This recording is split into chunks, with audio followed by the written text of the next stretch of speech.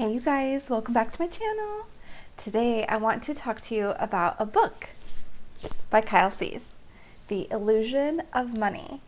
And this is so good for your mental fitness, especially when it comes to your relationship with money.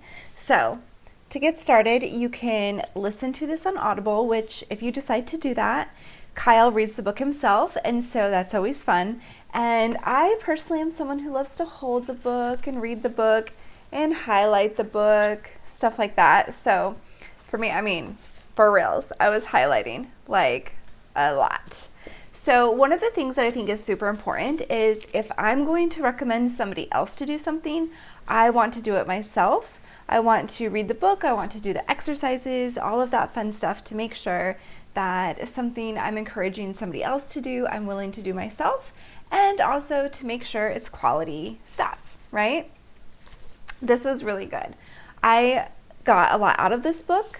It's also, you can see, it's not super long. However, it's pretty easy to read and digest. However, every chapter has an exercise for you to do after, which I of course love, and I think if you're going to read the book, you have to do the exercises or there's no point of even reading the book really. You can read it, but if you're not going to apply anything that you're learning, you're really wasting an opportunity to just expand and level up just your interaction and your fitness, whether it's your mental fitness or your physical fitness, stuff like that. So you got to apply what you're reading. So this book has really great exercises at the end. So I wanted to share with you two of my favorite exercises from here. Well, one of them is he has you figure out what your inner intention is. And I thought this was really great. And for me, I can see it as something that kind of expands with me as I grow, like what might have been an inner intention 2 years ago might be different today.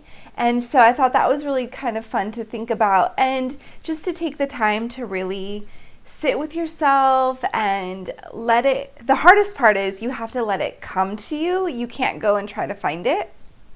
So that was tricky for me because I was like, oh, is it this? Is it this? Is it this? And so instead I just had to sit in the silence and see what came to me and what felt the most fitting for me at the time.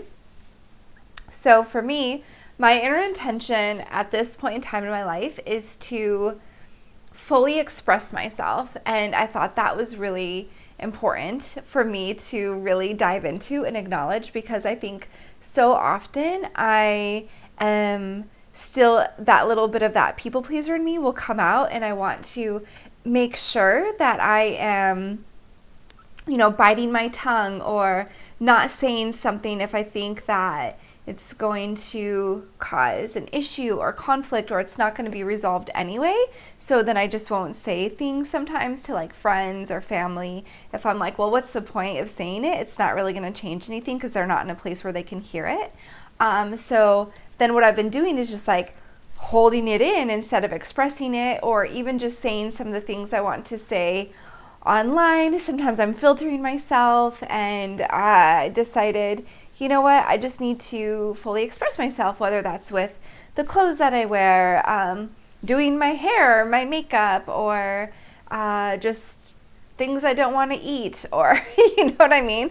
Just all of those different areas where I'm now just making sure that, am I showing up as myself? Am I saying what I really want to say? Or am I silencing myself? Basically is the main thing. Am I silencing myself? Because that is something that I have done ever since I was very little.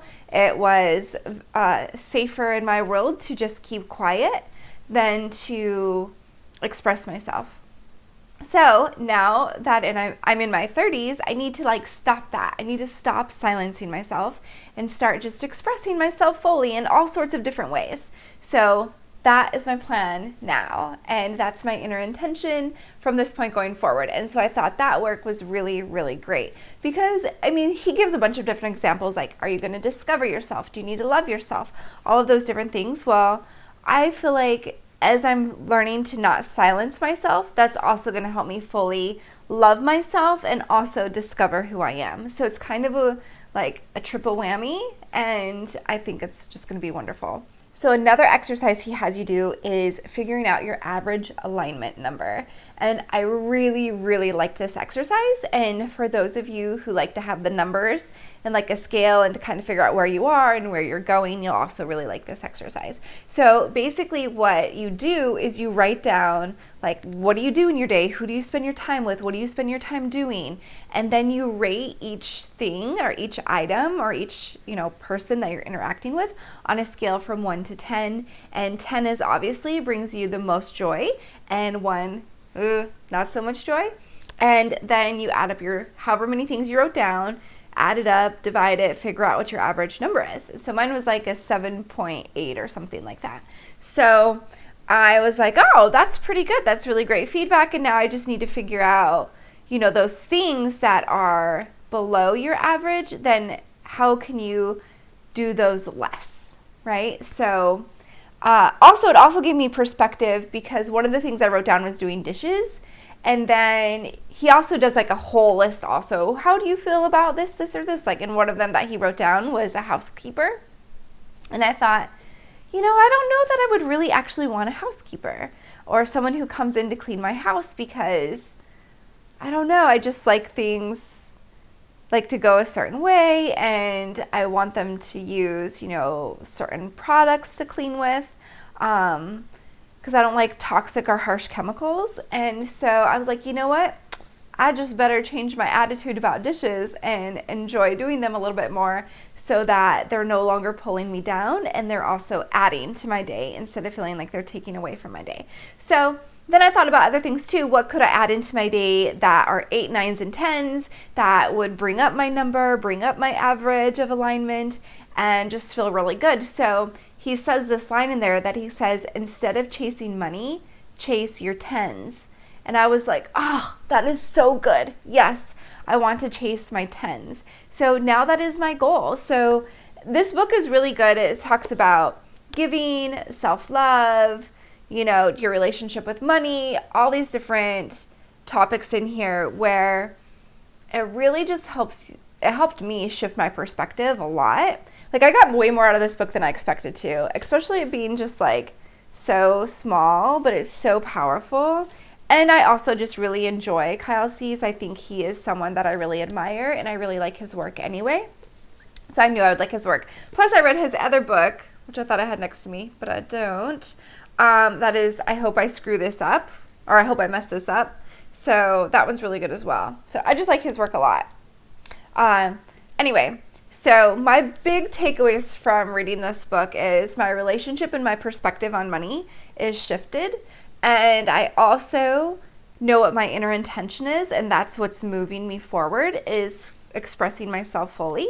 And I'm chasing my 10s, and so I have a better understanding of what my 10s are, and I'm trying to add as many 8, 9s, and 10s into every single day, so that I just feel really good, and I can let that joy and all that stuff happen. And with the things that I have to do that are like the lower numbers, like 5s and 4s, I'm just changing my attitude about doing those, because I got to do them. Like, I got to get the dishes done. You know what I mean? So I just put on a good tune and a smile on my face, and I'm thankful that I even have dishes to wash and water that comes from the sink and the dishwasher. You know what I mean? Because I grew up just having a hand wash. There was no dishwasher. I was the dishwasher. So all of those little things, if I focus on that, it shifts everything. So anyway, I highly recommend this book.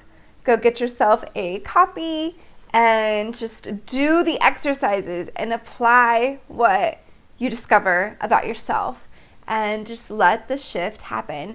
And just remember that change happens differently for everyone. So if you read this book and you do the exercises and you don't feel like an instant shift in anything, that's okay. Just know that the fact that you even read the book and that you did the exercises, you discovered something, and that initiated change within you. And it just may be more subtle, or just may take a little bit more time for it to kind of come to life in your life. Just know, though, that once you learn something new, you can't unlearn it, So the change happens different for everyone. and just embrace the way that you do that. So anyway, if you've made it this far, go ahead and like and subscribe, and hopefully I'll see you some more. Have an awesome day.